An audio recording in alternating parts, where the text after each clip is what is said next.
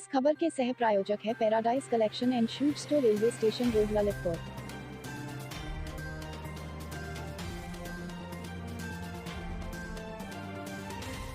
इस खबर की सह प्रायोजक संस्कार वैली एकेडमी स्कूल, महारानी रोड, मसौरा कला, ललितपुर। नमस्कार, ललितपुर लाइव टीवी में आप सभी का एक बार फिर से बहुत बहुत स्वागत है। ये डालते एक नजर ललितपुर जिले की कुछ प्रमुख और खास खबरों पर ललितपुर लाइव टीवी के इस फटाफट बुलेटिन में। तब तक आप बने रहिए ललितपुर लाइव टीवी के साथ।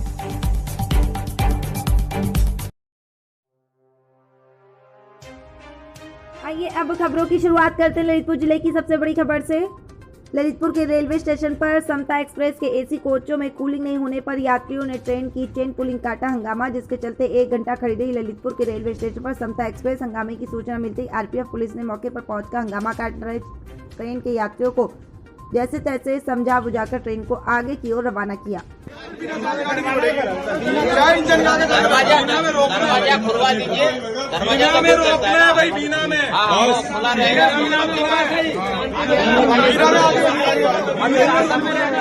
मेरा अकेले की फैमिली नहीं मर रही है, हमारी दुनिया की मर रही है। ये आज तो मैं बोल रहा हूँ, लेकिन भविष्य में ये नहीं होना। एससी का पैसा लेकर के सारा लोकल का भी वसूल नहीं कर रहे हैं। ये बताइए, हम मतलब सुविधा क्या चीज का दिया? हम आपकी क्या हेल्प कर सकते हैं? यही कर सकते हैं कि व्यवस्था मतलब। हाँ ठीक है। बुंदेलखंड विकास सेना प्रमुख हरीश कपूर टीटू ने आज बुंदेलखंड विकास सेना के कार्यकर्ताओं के साथ सांसद कार्यालय पहुंचकर एक ज्ञापन सौंपा, जिसमें ललितपुर की रेलवे स्टेशन पर कई खामियों के चलते रेलवे विभाग द्वारा सुधार की मांग की गई। आखिर बुंदेलखंड विकास सेना प्रमुख हरीश कपूर टीटू की क्या है प्रमुख मांग है, देखिए इस खास रिपोर्ट में। देखिए, हम लोग टिकट विंडो, रिजर्वेशन विंडो बढ़ाने के संदर्भ में माननीय रेल मंत्री से लेकर डीआरएम, जीएम सभी को ज्ञापन दे चुके। आज सांसद कार्यालय पे भी देने आए हैं ज्ञापन। वहाँ देखें कितनी भीड़ भाड़ होती है, लोगों को कितनी असुविधा का सामना करना पड़ रहा है, और बार बार कहने के बाद भी हम लोगों की ये मांग नहीं मानी जा रही है। दूसरा, हम लोगों ने कहा डिस्प्ले 1 नंबर प्लेटफार्म पे भी चालू किया जाए और फ्लाईओवर शीघ्र बनाया जाए, और यहाँ जो बुलवार रोड है उसका भी काम शीघ्र बरसात से पहले पूर्ण कराया जाए, और जो ट्रेनों के स्टॉपेज रोक दिए गए थे जाखलोन और कोरोना काल में, उनके धौर्रा वगैरह वहाँ स्टॉपेज पुनः प्रारंभ किए जाएं। अगर ये मांगे हम लोगों की नहीं मानी गई, आज हम लोग शांति से यहाँ ज्ञापन देने आए, लेकिन आगे चल के हम लोग कार्यालयों पे ये काले झंडे बांधेंगे और सांसद कार्यालयों पे प्रदर्शन करेंगे अगर हम लोगों की मांगे नहीं मानी गई। इसलिए जनप्रतिनिधियों का दायित्व बनता है, हम लोग उनको वोट देके 5 साल सुख के झूले में झुलाते हैं और जिंदगी भर वो पेंशन पाते हैं। उनका दायित्व बनता है कि हम लोगों की इस परेशानियों पे वो लोग समाधान ढूंढें। अगर नहीं करते हैं तो हम लोग प्रदर्शन करेंगे।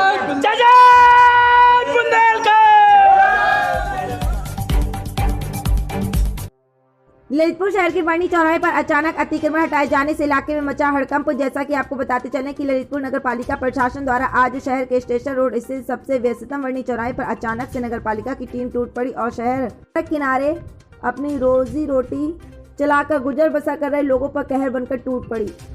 इस कड़ाके की भीषण गर्मी में अचानक बगैर सूचना के अतिक्रमण का कहर गिरने से गरीब तबके के लोग परेशान हो उठे। उनका कहना है कि शासन प्रशासन को कम से कम एक बार बताना तो चाहिए, जिससे वह समय रहते अपना कीमती सामान निकाल सकते हैं।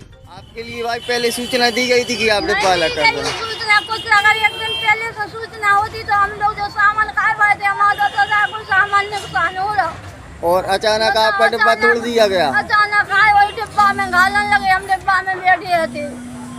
अच्छा, ये मामला ललितपुर मैरूनी राजमार्ग का है, जहां ललितपुर से टीकमगढ़ जा रही यात्री बस में सवार 3 शराब के नशे में धुत युवकों ने यात्रा के दौरान उत्पात मचाना शुरू कर दिया और बस में अन्य बैठे यात्रियों के साथ बेवजह उलझकर गंदी गालियां देने लगे। बस स्टॉप द्वारा शराब युवकों को काफी समझाया गया, लेकिन उनकी समझ में नहीं आया और मामला गर्मी की तरह पारा 7वें आसमान पर पहुंच गया और बस में यात्रा कर रहे यात्रियों ने तीनों शराबियों की जमकर चप्पल जूतों से सुताई कर दी। बस में सवार महिलाओं ने भी शराबी युवकों की चप्पलों से जमकर सुताई की और ग्राम खितवास के पास तीनों को बसों से उतार कर नीचे कर दिया। ये बस राय बस सर्विस की बताई जा रही है, जो कि ललितपुर से टीकमगढ़ की ओर जा रही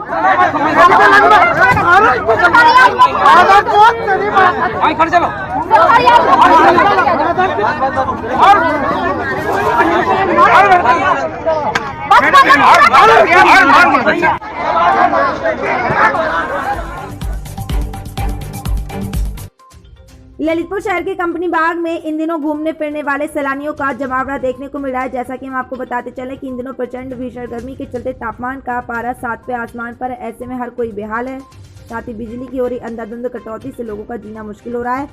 इससे निजात पाने के लिए शहर के लोगों ने सुबह और शाम घूमना फिरना शुरू कर दिया है। और शहर के कंपनी बाग में तो लोगों ने गर्मी शांत करने के लिए ट्यूबवेल के सहारे स्नान शुरू कर दिया है और राहत की सांस ली है, क्योंकि इन दिनों गर्मी में लोगों का बुरा हाल है। ललितपुर जिले के कस्बा जाकलौन में स्थित पुराने थाना को चौकी के रूप में परिवर्तित किया गया, जिसका शुभारंभ ललितपुर पुलिस अधीक्षक श्री निखिल पाठक ने पहुंचकर किया। दरअसल काफी लंबे समय से क्षेत्र के लोगों की मांग थी कि यहां पर पुलिस चौकी बनाई जाए, जिससे कि कस्बे की सुरक्षा व्यवस्था चाक चौकस बनी रहे। ललितपुर लाइव टीवी के लिए जाकलौन से अखिलेश साहू की रिपोर्ट। पूर्व प्रधान रामेश्वर प्रसाद जी धोर्रा, बिट्टू राजा जी, पत्रकार बंधु, हमारे ग्राम के राजा साहब श्री कुमार महेंद्र सिंह जी बुंदेला, शैलेंद्र सिंह जी बुंदेला,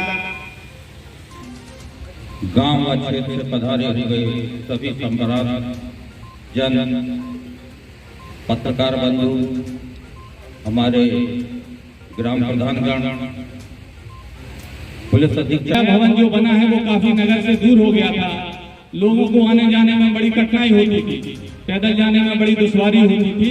तो ये जो भवन बना है इससे निवासीगण, मेरे लिए ये हमेशा बहुत ही गर्व की, बहुत ही हर्ष की बात होती है जब भी मैं इस थाना क्षेत्र में आता हूँ और चौकी में इसको परिवर्तित किया जाए तो उनकी मांग के अनुरूप ये किया गया। और ये मेरा सौभाग्य है कि मैं फिर यहाँ पर हूँ और मुझको पूरा यकीन है, पूरा विश्वास है कि ललितपुर पुराना जाखलौन थाना जनता की बेहद मांग पे एवं कस्बा क्षेत्र की सुरक्षा के दृष्टिगत इसको कस्बा चौकी के रूप में मेरे द्वारा परिवर्तित किया गया है। कस्बा चौकी यहाँ पर जो कस्बा क्षेत्र है उसकी सुरक्षा की जिम्मेदारी इसके ऊपर होगी। जनता के लोगों द्वारा आज यहाँ पर हम सब इकट्ठा हुए थे इस चौकी के उद्घाटन में और मुझे पूरा विश्वास है कि सबके सहयोग से एवं पुलिस प्रशासन की सतर्कता से यहाँ पर सुरक्षा का भाव पैदा करने में चौकी आगे इसमें बहुत महत्वपूर्ण साबित होगी। कितने लोगों का स्टाफ है? अभी इस चौकी का नियतन एक चौकी प्रभारी के अलावा 4 और सिपाहियों का है, लेकिन ज़रूरत के हिसाब से इसको और इसमें परिवर्तन किया जाएगा।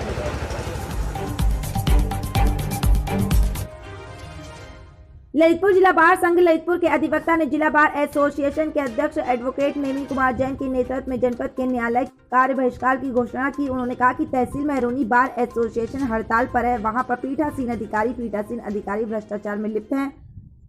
यही हाल जनपद की अन्य अदालत में भी है, इसलिए सोमवार को 1 दिन की सांकेतिक हड़ताल में अधिवक्ता न्याय कार्यों में व्रत रहेंगे। भ्रष्ट अधिकारियों को हटाने के लिए एक ज्ञापन हाईकोर्ट भेजा जाएगा। आंदोलित अधिवक्ताओं ने हर कोर्ट में जाकर जमकर नारेबाजी की और भ्रष्टाचार बंद करो के नारे लगाए। अधिवक्ताओं की हड़ताल से वादकारी बहुत परेशान रहे।